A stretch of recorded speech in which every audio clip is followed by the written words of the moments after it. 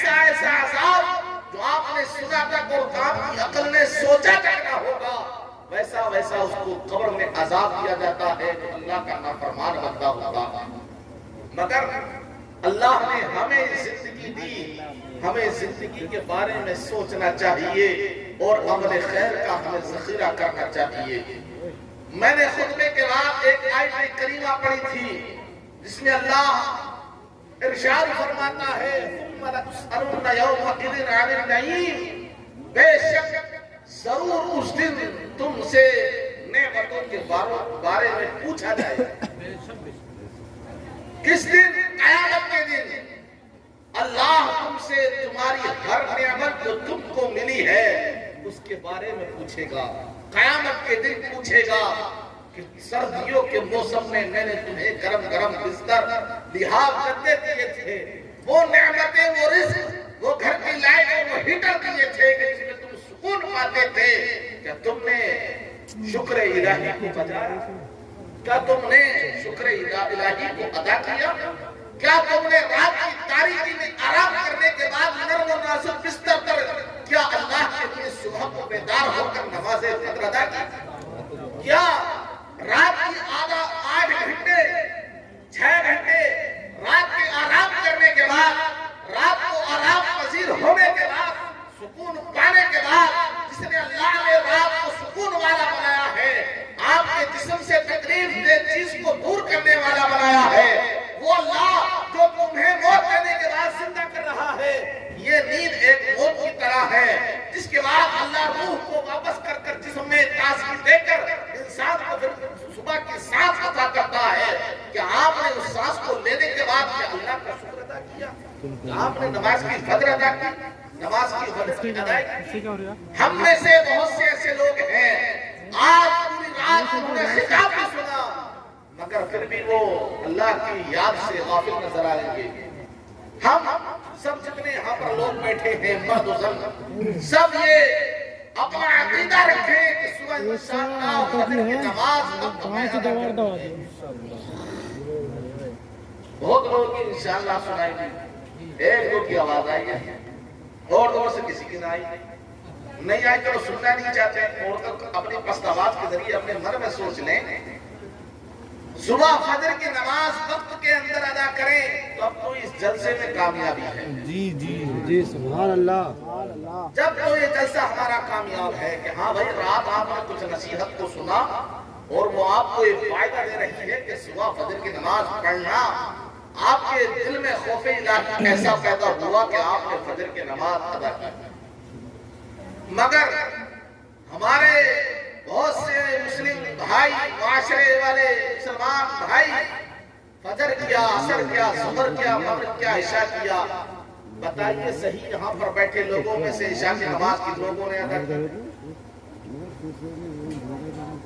1 یا 2 ہوں گے یا 5 ہوں گے، 10 ہوں گے، مگر تعداد یہاں پر ان سے زیادہ ہے۔ ہاتھ اٹھانے کے بعد میں نہ شرمندہ کرنا چاہتا ہوں، بس یہ بتانا چاہتا ہوں کہ ہم میں یہ لوگ سب جانتے ہوئے کہ مرنے والا اپنی قبر میں چلا گیا، وہ اپنے حساب و کتاب میں لگا ہوگا اور یہ ہم ثواب کرنے کے لیے یہاں پر اکٹھا ہوئے ہیں۔ ارے تو تمہیں سمجھنا چاہیے کہ جانے والے کے لیے ہم ثواب کے لیے یہاں پر اکٹھا ہوئے ہیں۔ کیا کل کوئی ہمارے مرنے کے بعد بھی ہمارے لیے ثواب کرنے کے لیے اکٹھا ہو جائے گا؟ کیا کوئی ہمارے لیے بھی ہمارے بعد ایسے لوگ ہیں ہمارے عزیز کیا اتنی تعداد میں درود شریف پڑھ کر ہمیں ایسارے ثواب کریں گے؟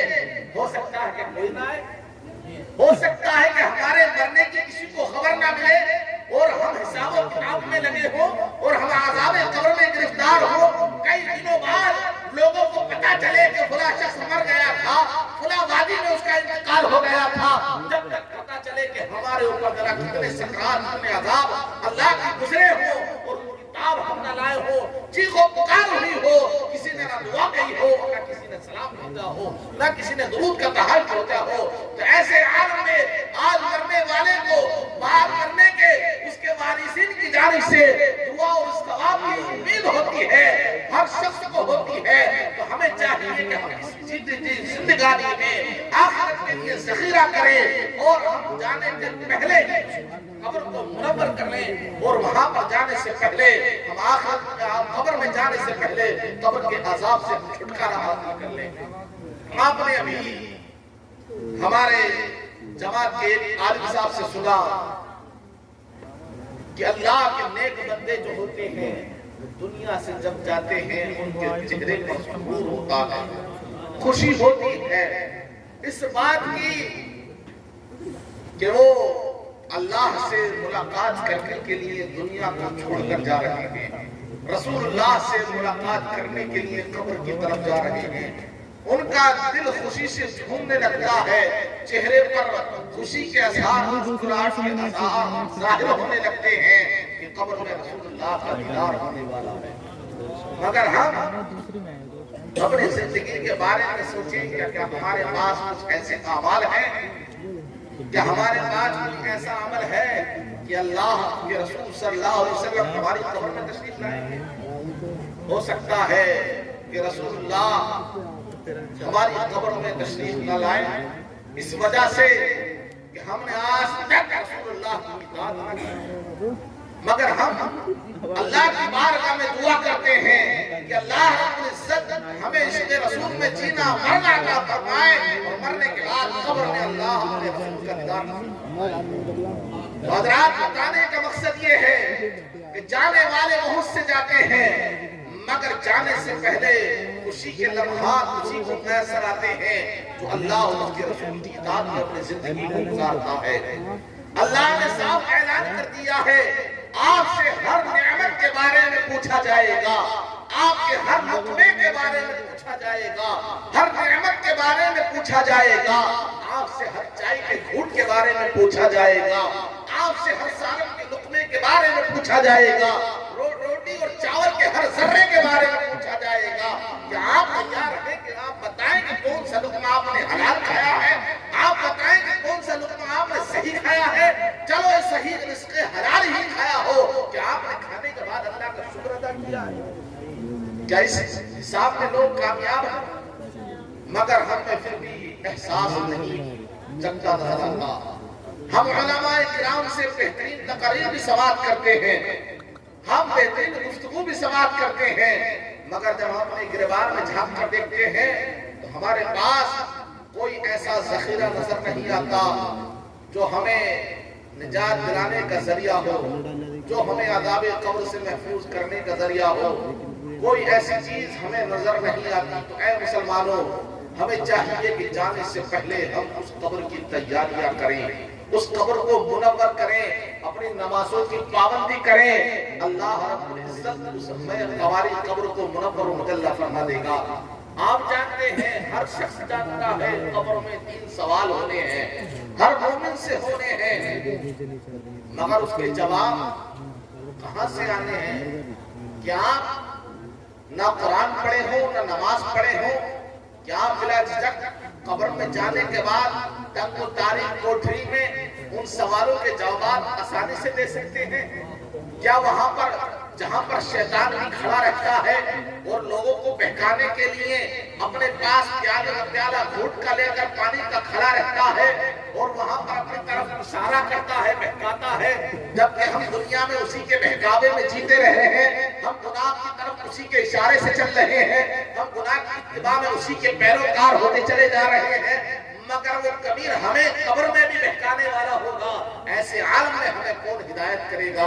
آج تو ہمارے عالم ہیں جو اسٹیجوں پر ہمیں سمجھا رہے ہیں کہ ہم جس راستے جا رہے ہیں وہ راستہ غلط ہے، آپ سیدھے راستے چلیے، مسجد کی طرف چلیے۔ آپ کو حی علی الصلاۃ کی صدائے مؤذن دے رہا ہے، آپ کو بلا رہا ہے کہ کامیابی دنیا میں چوراہوں پر کھڑے ہونے میں نہیں ہے، آپ کے لیے کامیابی مسجد کا دروازہ ہے، مسجد کے دروازے تک پہنچیے۔ آپ کو مردوں عورتوں کو تمام کو بتا رہا ہے کہ کامیابی نماز میں ہے، فضول گفتگو میں نہیں ہے، بیٹھ کر چغل خوریوں میں نہیں ہے، بیٹھ کر بیجا گفتگو میں نہیں ہے، کامیابی اللہ تبارک و تعالیٰ کی اطاعت نماز پڑھنے میں ہے، اللہ کی اطاعت کرنے میں ہے۔ مگر آج ہم اگر اپنے گھروں کا محاسبہ کریں تو ہماری مائیں بہنیں بہت سی فضول گفتگو میں اپنا وقت کو ضائع کرتے بھی ہیں مگر ساتھ ساتھ نماز کو بھی ضائع کرتی چلی جاتی ہے.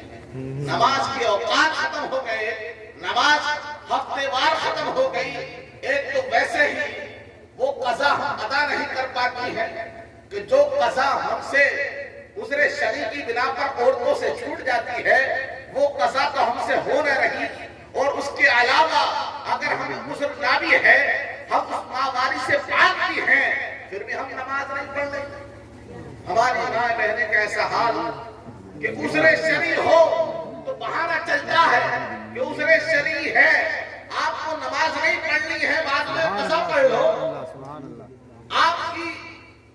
آپ روزے کی قضا کر لو, روزے کی نماز کے لیے قضا بھی معاف ہے, مگر اس کے بعد آپ کی تو نماز طہارت کے وقت میں آ رہی ہے, آپ اس کو کیوں نہیں پڑھ رہے ہیں؟ اس کو تو پڑھنا چاہیے. بس آپ نے پیروکاری کی کس کی؟ فلم سینا کی, اور اسی میں چلتے رہے اور دیگر ناٹک دیکھتے رہے اور اسی طریقے سے فضول باتیں کرتے رہے. آپ نے نمازوں کو ادائیگی نہ کی. یاد رکھیں قیامت میں ہمیں ہر نفس اور ہر سانس کا حساب دینا ہے, نماز کا بھی حساب دینا ہے. اللہ ہمیں نمازوں پڑھنے کا شوق عطا فرمائے. تو بتانا ہی چاہتا تھا کہ قبر میں ہر انسان کو جانا ہے.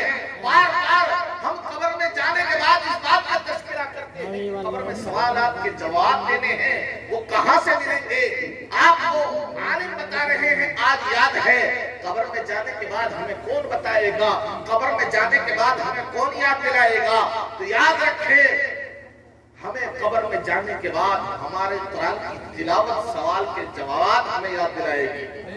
مگر ہم میں سے نہ جانے کتنے ایسے ہمارے گھروں میں لوگ ہیں کہ قرآن کے الف سے واقف نہیں ہیں. الحمد بڑی مشکل سے زبانی کسی سے سن کر بغیر حروف کی ادائیگی کے ہم نے یاد کر لی. اس کے علاوہ ہمیں دیگر قرآن کی کوئی آیت پڑھنا نہیں آتی. اللہ اکبر. جبکہ مسلمان کی شان یہ ہونا چاہیے کہ مسلمان کے گھر میں اگر فاتحہ دلانے کی باری آ جائے تو وہ بلا جھجک بیٹھ کر کھانے کے سامنے بیٹھ کر بارگاہ الہی میں قرآن پاک کی چند آیتیں پڑھ کر اپنے مغفرت کے لیے احسان ثواب کرے. جبکہ مومن کی شان یہ ہے کہ اپنے گھر کا کوئی عزیز رخصت ہو جائے تو مومن کی شان یہ ہونی چاہیے کہ اس عزیز کا جنازہ خود پڑھ کر آگے بڑھ کر خود پڑھائے. اور جب کسی گھر کے کسی عزیز کا انتقال ہو جائے, ہماری مائیں بہنیں اپنے مائیں بہنوں کو اپنا غسل دلائیں, ہمارے بھائی اپنے بھائیوں کو غسل خود دیں. اور جب اس بات کی نوبت آتی ہے ہم کہیں سے کسی میاں کو پکڑ کے لاتے ہیں جو نام کا میاں ہوتا ہے, یا کسی دوسرے انجان شخص کو پکڑ کے لاتے ہیں, اور ان میں بہت سے ایسے لوگ ہوتے ہیں کہ جو شریعت کے مسائل سے واقف نہیں ہوتے. آپ دیکھیں کہ جو غسل دلا رہے ہیں ہمارے میتوں کو, جنازوں کو, اس میں غسل دینے والوں میں بہت سے مسائل سے نواقص شخص ہوتے ہیں, معلوم ہی نہیں ہے کہ غسل کس طریقے سے دیا جا رہا ہے. اگر غسل دلا بھی دیا تو وہ استنجا صحیح نہیں کرا رہے ہیں, ناپاکی جسم میں لگی رہ جاتی ہے. اور جبکہ ہمارا عزیز کوئی اگر کسی اپنی میت کو نگاتا تو وہ صحیح سے استنجا بھی کراتا, وہ صحیح سے اس کو غسل بھی دیتا. آج ہم مسلمان کہاں جا رہے ہیں؟ ایسے شخص کو اپنے عزیز کے لیے نہلانے کے لیے لے کر آتے ہیں جو خود بھی فرائض غسل سے صحیح معنی میں واقف نہیں ہوتا. میں یہی کی بات نہیں کہتا, یہاں قابل شخص ہے, بہت سی بستی میں قابل شخص ملیں گے نہلانے والے, مگر میں نے خود اپنی آنکھوں سے دیکھا ہے کہ نہلانے والے ایسی غفلت برتتے ہیں کہ صحیح سے پانی بھی پورے جسم پر نہیں بہ پاتا, بہت سا جسم بھی خشک رہ جاتا ہے. بہت سی جگہ ہم نے خود بڑھ کر دیکھا اور ان کو ٹوکا, صحیح طریقہ سکھایا بتایا, مگر ہر جگہ ہم نہیں جا سکتے, بہت سی جگہ ہم بتا نہیں سکتے, ہر جنازے میں ہم شریک نہیں ہو سکتے. ایسے وقت میں وہ بتانے کا مقصد یہ ہے کہ آج کا مسلمان, ہمیں چاہیے کہ مسلمان کی شان یہ تھی کہ جب وہ چلتا تھا تو قرآن پاک کی تلاوت کرتا ہوا جاتا تھا, درود شریف کا ورد اس کی زبان پر ہوا کرتا تھا. مگر آج کا مسلمان اگر کہیں جاتا ہے تو قانون ایرفن ہوتی ہے اور کانا زبان پر ہے, یہی پتہ نہیں کہ وہ جو گانا پڑھ رہا ہے, جو کلمات اپنی زبان پر لیے ہوئے ہیں, وہ کفری ہے یا حرام ہے یا گناہ والے ہیں, بس پڑھتا چلا جا رہا ہے. یہ پتہ نہیں کہ وہ کفر بک رہا ہے, ایمان اس کا برباد ہو رہا ہے.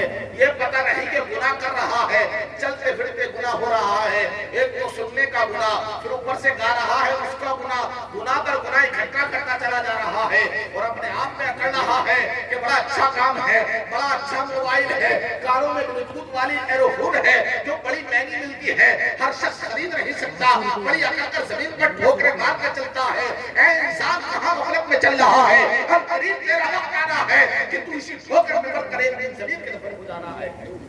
یہ زمین ہر شخص کا انتظار کر رہی ہے, ہر شخص کو اپنی آغوش میں لینے والی ہے. میں اپنی گفتگو ختم کرنے کی طرف چلتا ہوں. بتانے کا مقصد یہ کہ قبر میں سوالات ہونے ہیں, اس کے جوابات دنیا میں بار بار تم کو بتائے جاتے ہیں. کہ یاد ہے اسٹیج پر سنے, یاد ہوئے اور 2 دن بعد بھول گئے. مگر یہاں تو اسٹیج سجا ہے, بغیر اسٹیج کے سوالات کے جوابات آپ کو روزانہ بتائے جاتے ہیں. یہ تو سب کو معلوم ہے کہ قبر میں سوالات ہوتے ہیں, ان کے جواب دینے پڑتے ہیں, مگر وہ بار بار آپ کو جوابات سکھائے بھی جاتے ہیں, مگر ہم نہیں جانتے کہ جوابات کہاں ہیں. ارے 5 وقت آپ کو وہ سوالات کے جوابات مؤذن اپنی اذان میں بار بار سکھاتا ہے اور بتاتا ہے کہ قبر کے سوالات کے جوابات یہ ہیں, مگر ہم میں سے بہت سے ایسے لوگ ہیں کہ اذان کو سنتے ہی نہیں. پتہ نہیں کہ مؤذن نے کتنے کلمات چھوڑ دیے, کتنے ڈبل پڑھ دیے, کتنے ٹربل پڑھ دیے, پتہ نہیں. اذان ہو رہی ہے, بس اگر ٹی وی یا موبائل چل رہا ہے تو اس کا ساؤنڈ بند کر دیا اور بیٹھ گئے, تصویر پھر بھی دیکھ رہے ہیں, گناہ پھر بھی ہو رہا ہے. ارے جبکہ ضرورت یہ ہے کہ ایسا شخص, ہم نے روایتوں میں پڑھا ہے کہ بہت سے لوگ صرف اس وجہ سے کہ ان کے خادم پانی پینے کے لیے لائے تو انہوں نے پانی کو رکھ دیا. کیوں کہ اذان شروع ہو گئی, اذان کے انہوں نے جوابات دیے, اذان کے کلمات دہرائے اور اس کے بعد پانی کو پیا, تو اللہ تبارک و تعالیٰ نے اس کی ادا کی وجہ سے, اس کے فعل کی وجہ سے اس کی مغفرت کر دی. مگر ہم میں سے بہت سے لوگ, اذان ہو رہی ہے, اپنی گفتگو چل رہی ہے, اپنا گانا بھی چل رہا ہے, ٹی وی بھی چل رہی ہے, ساؤنڈ اگر تیز ہے تو اس کو کم کر دیا یا بالکل بند کر دیا, میں ٹی وی پھر بھی سنا رہا ہے, چل رہی ہے, گانا بج رہا ہے, گفتگو ہو رہی ہے, گناہ ہو رہا ہے, کوئی خبر ہی نہیں ہے. اے مسلمانوں, بتانے کا مقصد یہ ہے کہ آپ کو مؤذن بار بار یہ بتاتا ہے کہ قبر کے سوالات کے جوابات یہ ہیں, کوئی سننے کے لیے تیار ہی نہیں ہے. مگر اگر سنو تو آپ کو جو آپ کے رب کے تعلق سے من رب کا سوال قبر میں کیا جانے والا ہے, وہ صرف وقتہ نماز میں بار بار اس کو پکار کر کہتا ہے اللہ اکبر کی تکبیر سے لے کر اشہد ان لا الہ الا اللہ تک پورے کلمات آپ کو بتاتا ہے کہ جب تم سے قبر میں تمہارے رب کے بارے میں سوال ہوگا تو کوئی اور بتانے کی ضرورت نہیں ہے, لا الہ الا اللہ پورا کلمہ شہادت ادا کر دینا, پہچان ہو جائے گی کہ اللہ کا سچا فرمانبردار ہوتا ہے جس نے اذان کے کلمات کو بھی سنا ہے اور اس کے بعد نماز کی ادائیگی کی. یہ پہلے سوال کے جواب ہوا جو اذان میں آپ کو اللہ اکبر سے لے کر اشہد ان لا الہ الا اللہ تک بتایا جاتا ہے. اور جب آپ کے ذات رسول کے بارے میں آپ سے پوچھا جائے گا, جب پوچھا جائے گا کہ تو اس مرد کے بارے میں کیا کہتا تھا, تیرا کیا خیال ہے, کیونکہ بہت سے لوگ حضور کی نافرمانی کی وجہ سے, اللہ کا رسول نہ ماننے کی وجہ سے کافر ہو گئے. ہر کسی سے سوال دہرایا جائے گا کہ تو رسول کے بارے میں کیا خیال رکھتا تھا, کیا کہتا تھا, تو اس وقت کیا جواب بنے گا. حالانکہ رسول اللہ صلی اللہ علیہ وسلم کی تشریف آوری مومنوں کی قبر میں ہوا کرتی ہے, اور اس وقت بھی اشارہ کر کے پوچھا جاتا ہے. مگر قسمت والے ہیں وہ شخص جن کی قبر میں رسول اللہ تشریف لاتے ہیں. ہم اللہ سے یہی دعا اور امید رکھتے ہیں کہ رسول اللہ ہم आशिकाने रसूल की कब्र में भी अल्लाह के रसूल तशरीफ लाएंगे इंशाअल्लाह।